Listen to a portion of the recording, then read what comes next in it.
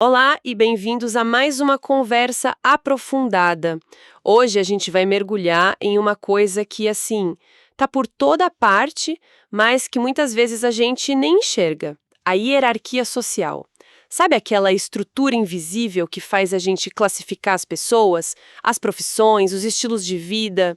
É uma espécie de escada, né? Que, querendo ou não, parece que a gente está sempre subindo ou descendo.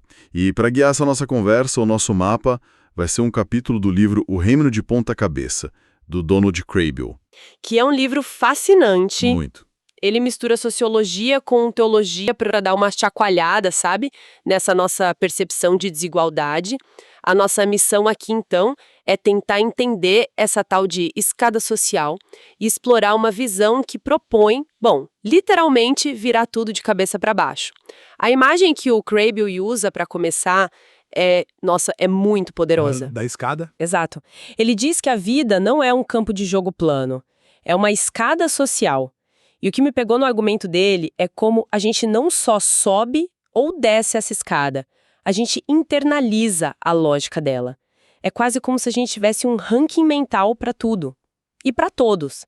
Ele dá um exemplo que chega a doer de tão real. O da mãe. Sim, uma mãe que fala com um orgulho imenso da filha que se formou em direito, mas que, de repente, muda o tom, fica quase sem graça para admitir que o outro filho largou a faculdade para ser mecânico. A gente sente o peso da escada só nessa mudança de tom, né? Totalmente. E isso se aplica a tudo. Salários, os bairros onde a gente mora, até, como o livro aponta, denominações religiosas. É um mecanismo que silenciosamente aumenta o valor de uns e diminui o de outros. E o autor não perde tempo. Ele vai direto na jugular do problema, citando uma frase de um sociólogo que é, ao mesmo tempo absurda e genial. Deveríamos escolher nossas mães cuidadosamente. É uma provocação, claro. Com certeza. Mas a verdade por trás dela é brutal. O que o Kraybill chama de degrau de nascimento é talvez o fator mais decisivo de todos. É a loteria do berço, basicamente. Exatamente. É uma loteria que define o tamanho da sua pista de corrida antes mesmo da largada. Nascer numa família com recursos ou numa sem. Isso define drasticamente suas chances na vida.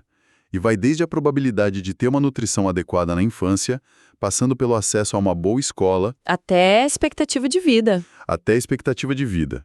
O livro defende que esse abismo entre os pontos de partida é a raiz de toda a discussão sobre poder. A gente gosta de acreditar que o jogo é justo, mas, os dados já vêm viciados de fábrica. Isso do degrau de nascimento já é a base de tudo. Mas Kraybill vai além. Ele nos dá um kit de ferramentas para a gente enxergar como esse poder funciona no dia a dia. Ele chama isso de músculo social. Que é a capacidade de fazer as coisas acontecerem, de mover o mundo ao seu redor. Isso. E esse músculo tem 4 componentes. O primeiro é óbvio: poder financeiro. Dinheiro compra ação, compra influência. O motor de tudo, em muitos casos. Pois é. O segundo é o poder de expertise. Aquele conhecimento técnico que um médico, um engenheiro, um advogado tem. O saber especializado. O terceiro é o poder organizacional, que vem do seu cargo.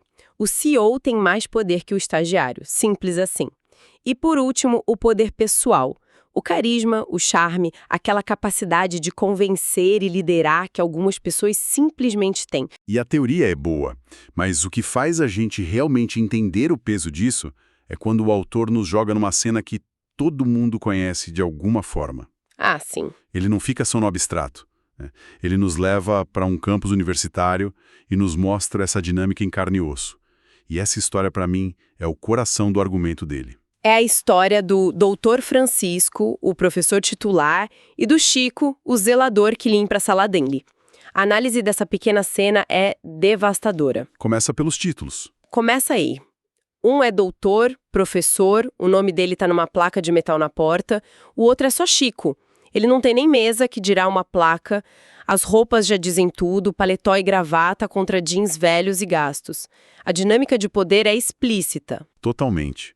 O Dr. Francisco pode mandar no Chico, pode reclamar do serviço dele, pode influenciar se ele continua no emprego ou não. E o Chico? O Chico não tem absolutamente nenhum poder sobre o doutor. Nenhum. E o prestígio é visível. O reitor cumprimenta o doutor pelo nome. O Chico, se tiver sorte, ganha um aceno de cabeça de um aluno apressado. E os privilégios, então? O salário do doutor é 3 vezes maior, ele tem horário flexível, pode sair para um café no meio da tarde, tem uma secretária. Enquanto o Chico bate ponto. Bate ponto, tem que pedir permissão para tirar férias com meses de antecedência, e aí vem a frase que é um soco no estômago. Eu sei qual é. O livro diz que o único privilégio do Chico é poder ler o lixo dos outros, enquanto esvazia as lixeiras. Isso. Isso reduz a humanidade de uma pessoa de uma forma que nenhuma estatística consegue. É brutal. Mostra como o sistema não apenas distribui recursos de forma desigual, mas também distribui dignidade. Exato. E o autor amarra isso mostrando que não é um caso isolado. Ele cita um senador americano descrevendo os próprios privilégios. Ah, essa parte é incrível. Elevadores especiais que mudam de direção só para buscá-lo, carros do metrô do Capitólio que ficam esperando por ele. É o mesmo princípio em outra escala. Exatamente. A lógica que governa a relação entre o Dr. Francisco e o Chico é a mesma que opera nos mais altos escalões do poder. O que muda é a escala, mas a estrutura da escada é a mesma. O mais assustador é o quanto isso se torna invisível para quem está nos degraus de cima. E é exatamente nesse ponto, quando a gente entende a rigidez dessa escada, que o Kraybill faz a grande virada no texto. É aqui que a história muda. Conforme apresentada nos evangelhos. E a primeira coisa que ele aponta é um aparente paradoxo. Jesus rejeitava o poder político e a coerção, mas os textos dizem que ele ensinava como quem tem autoridade. O que é fascinante aqui é a ironia de quem reconhecia essa autoridade. Não eram os especialistas, os teólogos, a elite religiosa. Não mesmo. Eram os camponeses, os marginalizados e até, num caso famoso, um centurião romano, um agente do poder opressor. Foram justamente as pessoas nos degraus mais baixos da escada que olharam para ele e viram uma autoridade genuína. Enquanto os líderes religiosos, os donos do saber, o confrontavam o tempo todo com a pergunta: com que autoridade você faz isso? Quem te deu essa credencial? Eles queriam ver o diploma na parede. Exato. E isso nos força a perguntar: o que era essa autoridade que ele tinha? A análise do livro aponta para 3 fontes bem diferentes. Primeiro, ele não a via como sua, mas como algo delegado por Deus. Ele era um mordomo desse poder. Certo. Segundo, essa autoridade era usada exclusivamente para servir, curar, ajudar os outros, nunca para benefício próprio. E terceiro, ela sempre apontava para algo maior que ele mesmo. Como ele diz no Evangelho de João, quem fala de si mesmo busca a sua própria glória. A autoridade dele não era autorreferente. E com essa base, as críticas que Jesus faz aos líderes da época ficam muito mais claras.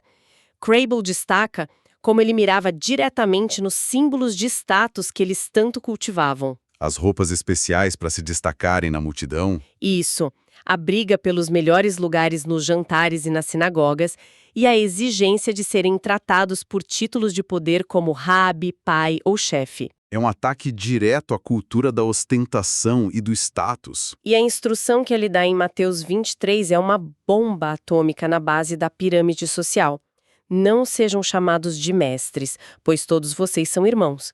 Ele está tentando demolir a própria lógica da escada. O problema é que essa lógica estava impregnada em todo mundo, até nos próprios discípulos dele. Sim, o livro lembra daquela cena. Em que eles estão discutindo no caminho, em segredo, sobre qual deles era o maior. A mentalidade do ranking, da competição por status, estava viva dentro do círculo mais íntimo dele. E a resposta de Jesus a essa disputa é uma das maiores inversões de valores da história. Ele não aponta para o mais forte, o mais inteligente ou mais articulado. Não. Ele pega uma criança, coloca no meio deles e diz: este é o modelo de cidadão do meu reino. A análise que o Kraybill faz disso é brilhante. Naquela sociedade, crianças não tinham status, não tinham poder, eram totalmente dependentes. Elas não fazem distinção de classe social ou cor da pele e confiam de forma radical. O convite, então, não é para amadurecer no sentido de acumular poder. Exato. É para crescer para baixo, para readquirir essa postura de dependência e confiança. Essa ideia de crescer para baixo é levada ao extremo na última ceia. Ali, a equação da grandeza é virada de ponta cabeça. No nosso mundo, grandeza é estar no topo, ser o mestre, o primeiro, o chefe. E no reino de ponta cabeça, A grandeza está embaixo, é ser o servo, o escravo, o último, a criança. Ele, o mestre, lava os pés dos discípulos, um trabalho de escravo, e diz: eu estou entre vocês como quem serve. e aqui Crabbe faz um esclarecimento que é absolutamente crucial. Jesus não está simplesmente propondo inverter a pirâmide. Tipo, os últimos serão os primeiros a mandar. Não é isso. Ele não quer que os oprimidos de hoje se tornem os opressores de amanhã. Ele está questionando a necessidade da pirâmide em si. A proposta é achatar a hierarquia. A ideia não é trocar quem senta no trono, mas queimar o trono. Perfeito. Em um reino onde o maior valor é o serviço, todos podem ser os maiores porque a métrica não é quantos você comanda, mas a quantos você serve.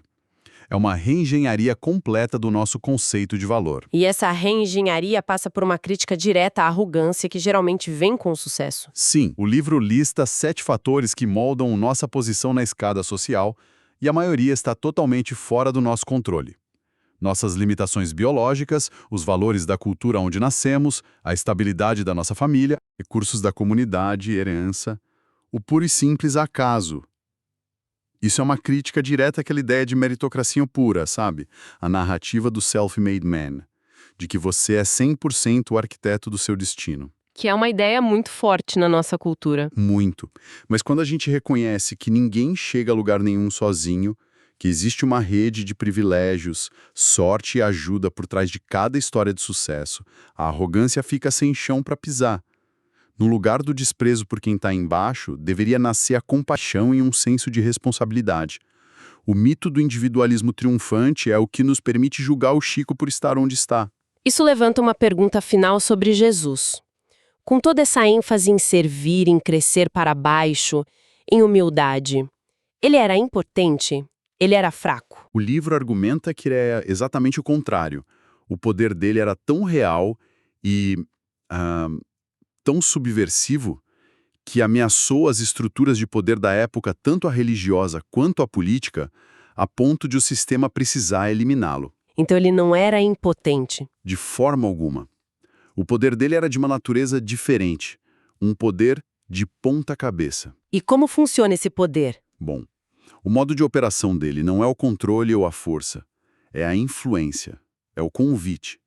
O objetivo não é acumular poder para si, mas usá-lo para capacitar e servir os necessitados. E a postura é sempre de baixo para cima. Sempre. Ele não exige ser servido, ele serve. É um poder que não oprime, mas liberta. E isso era tão radical, tão diferente da lógica da escada social romana ou religiosa, que o sistema simplesmente não soube como lidar com aquilo.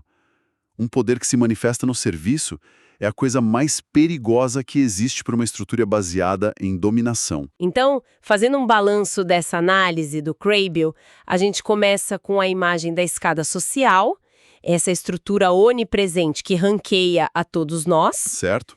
Vimos como a história do Dr. Francisco e do Chico torna essa abstração dolorosamente concreta. Muito. E, em total contraste, exploramos a proposta de um reino plano, um reino de ponta cabeça, onde a grandeza não é medida por quantos degraus você subiu, mas por quantas pessoas você ajudou a se levantar. Exatamente.